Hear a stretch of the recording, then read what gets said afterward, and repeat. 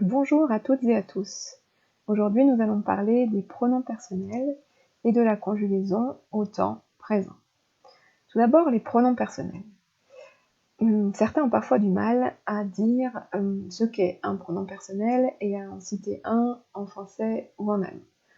Les pronoms personnels, en fait, ce sont les mots dont on a besoin quand on apprend la conjugaison d'un verbe pour déterminer à quelle personne on conjugue. Est-ce qu'on conjugue à la première, la deuxième, la troisième personne du singulier ou au pluriel? Et bien pour tout cela, il y a des pronoms qui correspondent au singulier et au pluriel. En français, c'est je, tu, il, elle, nous, vous, il, elle au pluriel. Et en allemand, qu'est-ce que c'est? Alors la plupart les connaissent très bien, donc ça ne va pas poser trop de difficultés. Je, c'est i.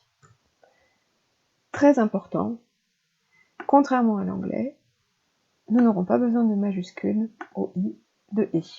En anglais, on dit I et on écrit avec une majuscule, même au milieu d'un texte. En allemand, pas de majuscule à i, c'est très important de le retenir. Tu, c'est du, il, er, elle, sie. Et là non plus, elle signe automatiquement, mais il n'y a pas de majuscule. Et en allemand, on rajoute, puisqu'il y a 3 genres, S. Nous, wir, vous, ihr, il et elle au pluriel, et bien là, il n'y a qu'un seul pronom personnel, qu'on soit au féminin ou au masculin, ce sera toujours sie. Mais vous allez me dire, mais normalement on apprend aussi un deuxième, il y a un autre sie. Eh bien oui, il y a un autre sie, qui est celui avec une majuscule, mais qui correspond au vouvoiement, qu'on utilise au vouvoiement.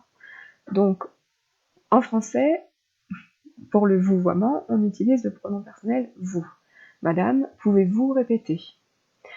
En allemand, on n'est pas à la deuxième personne du pluriel, on est à la troisième personne du pluriel, et pour le vous, on utilise le sie, qui correspond à il, elle au pluriel, mais à la différence qu'on va mettre une majuscule avant. Donc, können Sie bitte wiederholen? Est-ce que vous pouvez répéter?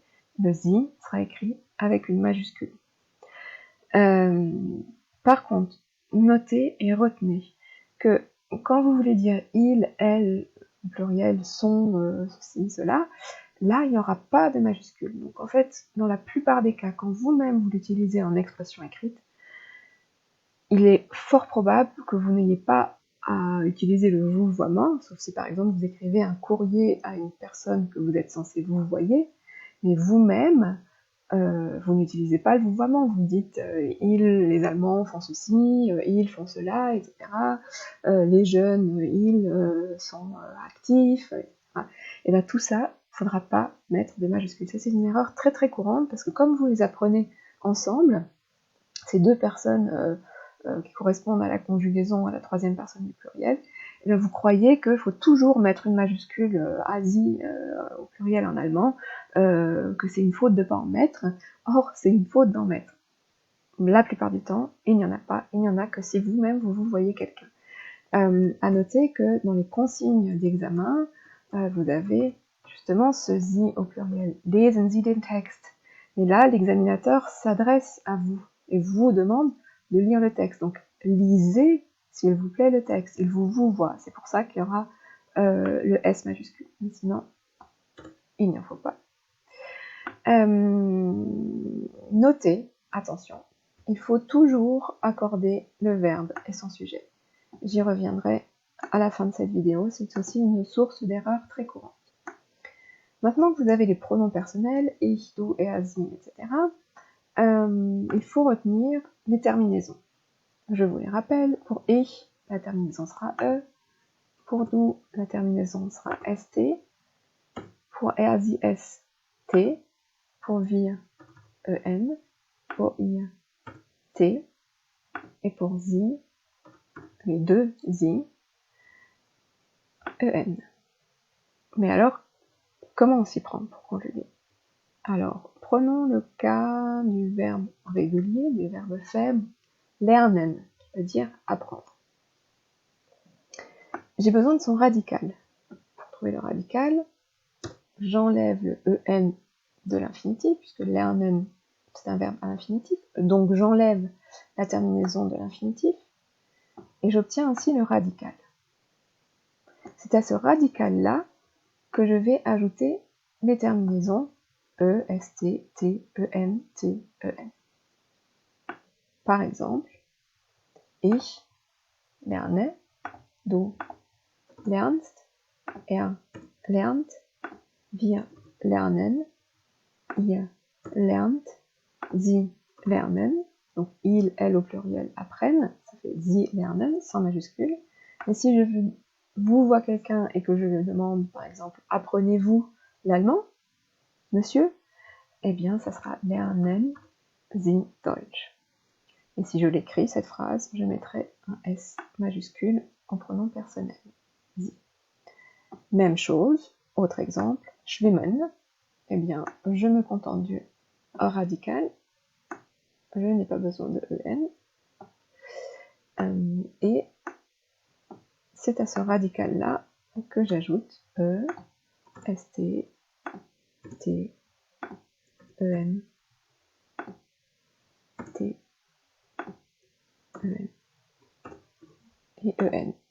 Donc, pour le verbe nager, ich schwimme, je nage, du schwimmst, tu nages, er, sie, es schwimmt, il, elle nage, wir schwimmen, ihr schwimmt, sie schwimmen et sie schwimmen. Il faudra faire attention aux verbes irréguliers. En allemand, on appelle ça les verbes forts. Les verbes irréguliers, les verbes forts, c'est ceux que vous trouvez à la fin de votre manuel, dans la partie grammaire, que vous avez probablement appris par cœur au collège, et qui ont quelques petites, qui font quelques petits changements au niveau du radical, qui connaissent quelques petits changements au niveau du radical, notamment dans la conjugaison au présent. Donc, ils n'ont pas seulement des irrégularités au parfait et au prétérit, temps du passé, mais également au présent. Par exemple, les verbes forts qui ont dans leur radical un E, comme sehen, voir, lesen, lire, essen, manger, tragen, porter, donc qui ont un E ou un A dans leur radical, eh bien, vont connaître une modification de ce radical. Sehen va certes faire à la première personne du singulier, donc avec ich, ça va être ich sehe, donc ça va être régulier, hein, comme ce qu'on vient de voir, ich schwimme, ich sehe, mais avec du et er, on va plus avoir E, mais IE. Du siehst, er sieht. Et ensuite, ça redevient régulier. Wir sehen, ihr seht, etc. Même chose, ich lese, mais du liest et er liest. Wir lesen, etc. Essen, ich esse, mais du isst, er isst. Et là, la forme sera la même, avec du et er, ou avec er. Tragen, porter, ich trage, aber du trägst et er trägt. Voilà, donc faut être un petit peu vigilant. Mais la plupart du temps, les verbes sont réguliers et se conjuguent comme ce qu'on vient de voir, lernen et schwimmen. Donc sans changement. Au niveau des auxiliaires, haben et sein. Il y a aussi werden, mais aujourd'hui je me concentre sur haben et sein. Haben n'est pas le plus difficile, donc tous les deux ont une conjugaison irrégulière, mais haben n'est pas le plus difficile, puisque pour la première personne du singulier et toutes les personnes du pluriel, ça fonctionne comme ce qu'on vient de voir avec lernen et schwimmen, c'est-à-dire qu'on prend le radical, donc hab, donc sans le n, et puis on ajoute e, et puis les autres terminaisons. C'est juste pour du et er, sie, es, où on perd en quelque sorte le b. Donc c'est ich habe, mais du hast. Et er hat. Là on n'a plus le b, vous voyez. Donc c'est pour ça que je les ai mis en gris. Le reste est régulier. Et puis pour sein, donc être, ich bin, du bist, er ist, wir sind, ihr seid, sie sind.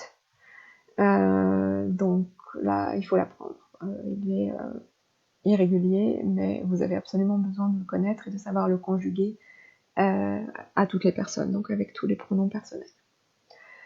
Je reviens à l'accord verbe-sujet. Très souvent, les élèves font des petites erreurs d'accord, hein, c'est-à-dire qu'ils utilisent parfois, comme dans cette phrase-là, un verbe, un nom par exemple au pluriel, et ils vont faire une erreur en conjuguant le verbe, non pas au pluriel, comme ce serait nécessaire, puisque le nom est au pluriel, donc le verbe doit l'être aussi, mais au singulier. Donc ça ne concerne pas la première partie de la phrase, qui là est juste, die Jugendlichen, les jeunes, sind wütend, sont en colère, voilà, c'est parfait, sie sind, c'est la troisième personne du pluriel, les jeunes, on peut remplacer par il au pluriel, donc troisième personne du pluriel, ça correspond. Mais par exemple, on peut avoir, ça c'est une phrase que j'ai vue dans une copie par exemple, die Jugendlichen sind wütend, sie protestiert. Ils protestent, il, elle, au pluriel, proteste. En français, on aurait ENT.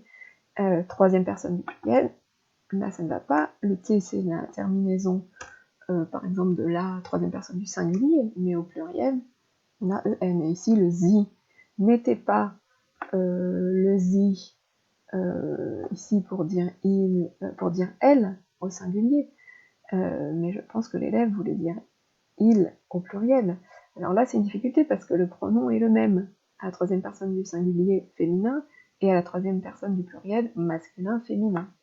Et parfois, ça implique que les élèves oublient que là, c'est certes sie, mais que ce n'est pas le pronom féminin singulier, mais bien le pluriel, et qu'il faudra donc conjuguer le verbe au pluriel en ajoutant en.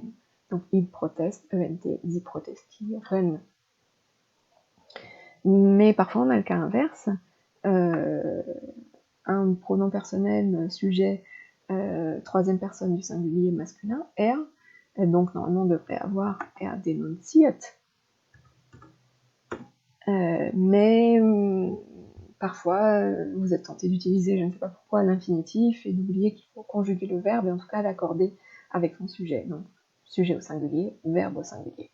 Voilà, er denunziert die Probleme, il dénonce des problèmes.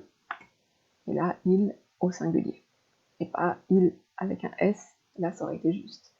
Sie denunzieren die Probleme, il au pluriel dénonce ENT les problèmes. Mais là, il, une seule personne, dénonce, denunziert, troisième personne du singulier, des problèmes. Voilà, j'espère que c'est plus clair pour vous. Et je vous dis à bientôt pour une autre vidéo.